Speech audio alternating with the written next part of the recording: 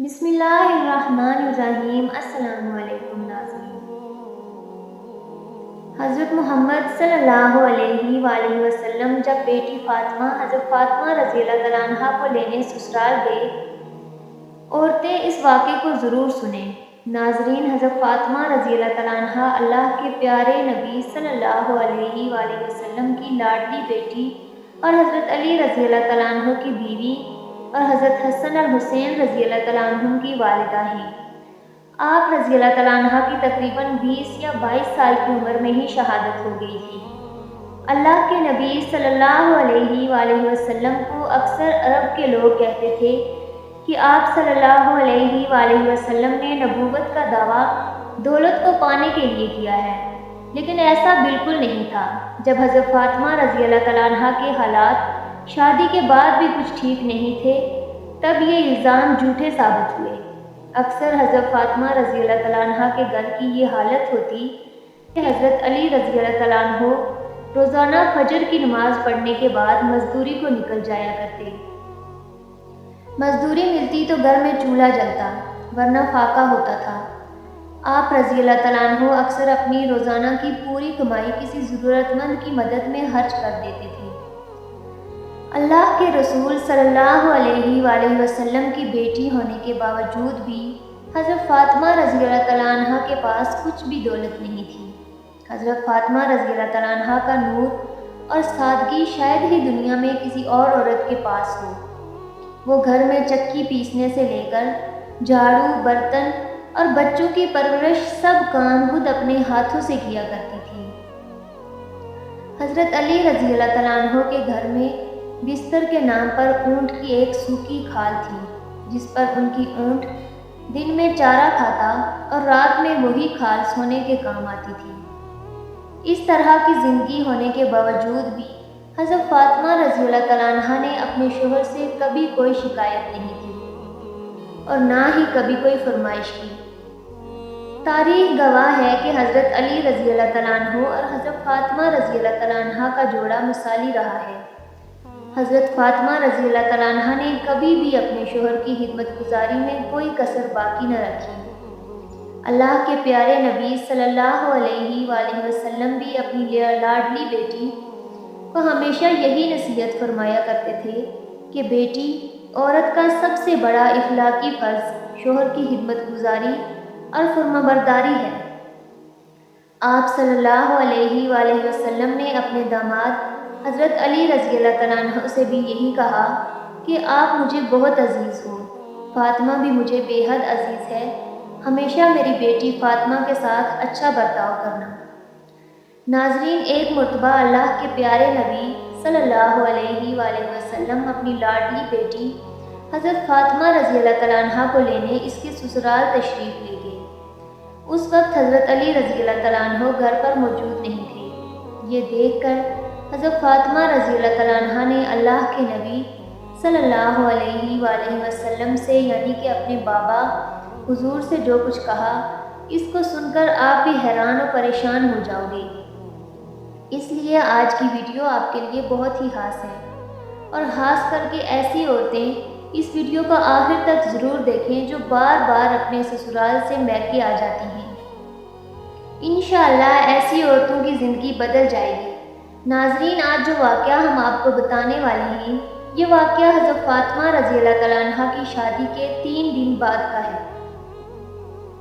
حضرت فاطمہ رضی اللہ تعالیٰ عنہ کی شادی کے 3 دن بعد اللہ کے پیارے نبی حضرت محمد صلی اللہ علیہ وآلہ وسلم اپنی لاڈلی اور پیاری بیٹی کو لینے کے لیے فاطمہ کے سسرال گئے، یعنی حضرت علی رضی اللہ تعالیٰ عنہ کے گھر تشریف لے گئے، اور آپ نے اپنی پیاری بیٹی فاطمہ کو آزمانے کے لیے ارشاد فرمایا کہ بیٹی فاطمہ، میں تمہیں لینے کے لیے آیا ہوں، گھر چلے۔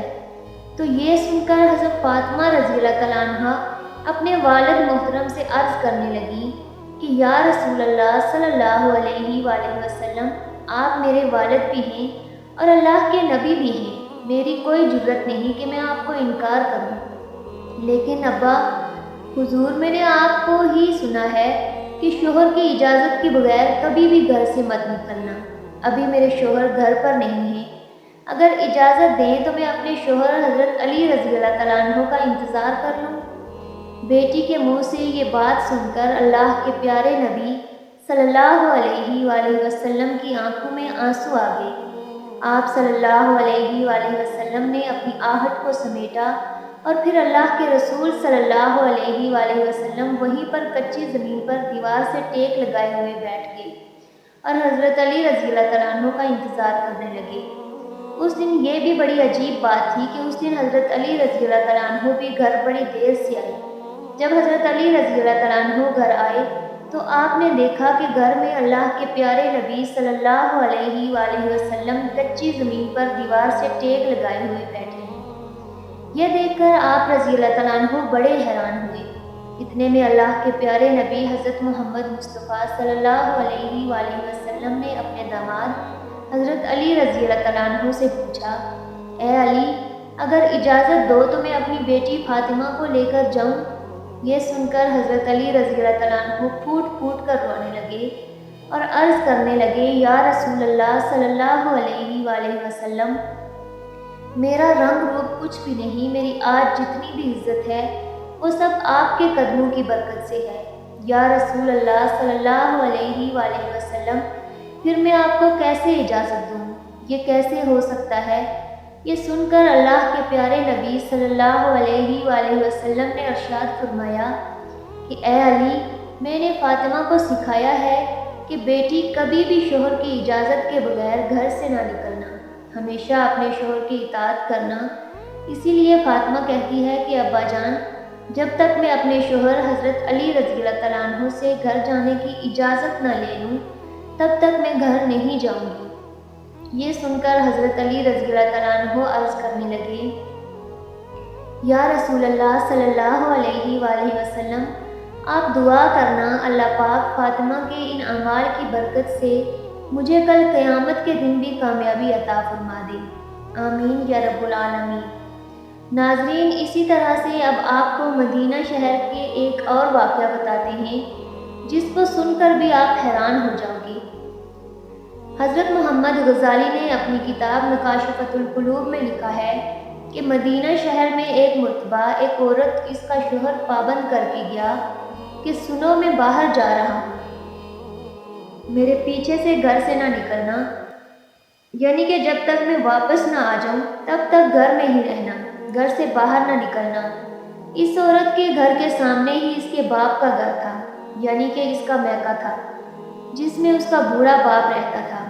ایک دن اس کے باپ کے گھر سے پیغام آیا کہ تمہارا باپ بیمار ہے، آ کر اپنے باپ سے مل لو۔ جیسا کہ آپ سبھی کو معلوم ہے کہ بیٹی کو اپنے باپ سے کتنی محبت ہوتی ہے، اس کا کوئی پیمانہ نہیں کہ کوئی اس کو ناپ سکے، کوئی ایسا ترازو نہیں کہ اس کو کوئی تول سکے۔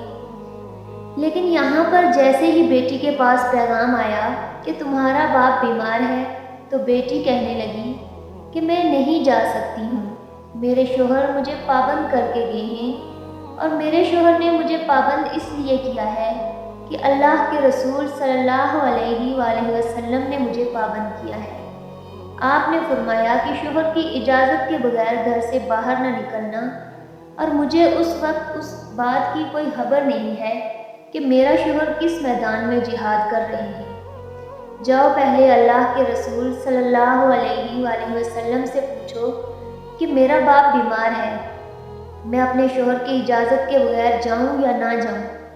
پھر اللہ کے نبی صلی اللہ علیہ وآلہ وسلم سے جب اس بارے میں سوال کیا گیا تو آپ صلی اللہ علیہ وآلہ وسلم نے فرمایا کہ جا کر اس عورت سے کہہ دو کہ اگر شوہر کی اطاعت کرو گی تو اللہ تعالیٰ تمہیں بہتر جزا عطا فرمائے گا۔ خیر کچھ دنوں کے بعد خبر آئی کہ تمہارا باپ بہت زیادہ بیمار ہو گیا ہے، آ کر اپنے باپ سے مل لو۔ عورت نے پھر اللہ کے نبی سے پتہ کیا تو آپ صلی اللہ علیہ وآلہ وسلم نے فرمایا کہ جا کر اس عورت سے کہہ دو کہ اگر اپنے شوہر کی اطاعت کرو گی تو اللہ تعالیٰ تمہیں بہتر جزا عطا فرمائے گا۔ اس کے بعد 4 دن گزرنے کے بعد خبر آئی کہ تمہارے باپ کا انتقال ہو گیا ہے، آ کر اپنے باپ کی آخری صورت کا دیدار کر لو۔ اب یہاں پر آپ سوچئے کہ چاہے کوئی بیٹی اپنے باپ سے کتنی بھی دور کیوں نہ ہو، چاہے وہ دنیا کے کسی بھی کونے میں موجود کیوں نہ ہو، لیکن اس طرح سے اگر اس کا باپ کا انتقال ہو جائے تو وہ کہنے لگتی ہیں کہ چاہے میرے زیور بیچ دو، چاہے کچھ بھی ہو جائے، مگر میرے باپ کے پاس لے جاؤ، مجھے ان کا آخری دیدار کرنا ہے۔ لیکن یہاں پر آپ دیکھیں، سامنے ہی باپ کا انتقال ہو گیا ہے، مگر یہ عورت اپنے شوہر کی اجازت کے بغیر اپنے باپ کی آخری صورت دیکھنے کے لیے بھی نہیں جا رہی ہے۔ اس نے اللہ کے پیارے نبی صلی اللہ علیہ وآلہ وسلم کے پاس پھر سے پیغام بھیجا کہ یا رسول اللہ صلی اللہ علیہ وآلہ وسلم، میرے باپ کا انتقال ہو گیا ہے، میرے سر سے باپ کا سایہ اٹھ گیا ہے، میرے شوہر مجھے گھر سے باہر نکلنے کے لیے منع کر کے گئے ہیں، اب میرے لیے کیا حکم ہے؟ تو یہ سن کر اللہ کے پیارے نبی صلی اللہ علیہ وآلہ وسلم کے وہی جملے تھے جو اس سے پہلے آپ صلی اللہ علیہ وسلم نے فرمائے تھے۔ آپ صلی اللہ علیہ وآلہ وسلم نے فرمایا کہ اس عورت سے کہہ دو، اگر اپنے شوہر کی اطاعت کرو گی تو اللہ تمہیں بہتر جزا عطا فرمائے گا۔ ناظرین، یہ ہے اللہ کے رسولوں کو ماننے والی عورت۔ شوہر کی دوری میں باپ انتقال کر گیا، مگر شوہر کی اجازت کے بغیر اپنے باپ کی آخری صورت دیکھنے کے لیے بھی نہیں گئی۔ اس کے بعد اس عورت کے باپ کو دفن کر دیا گیا۔ پھر 2 دنوں کے بعد اللہ کے پیارے نبی صلی اللہ علیہ وآلہ وسلم نے فرمایا کہ پتہ کرو اس عورت کو وہ اپنے باپ کی آخری صورت دیکھنے کے لیے گئی یا نہیں۔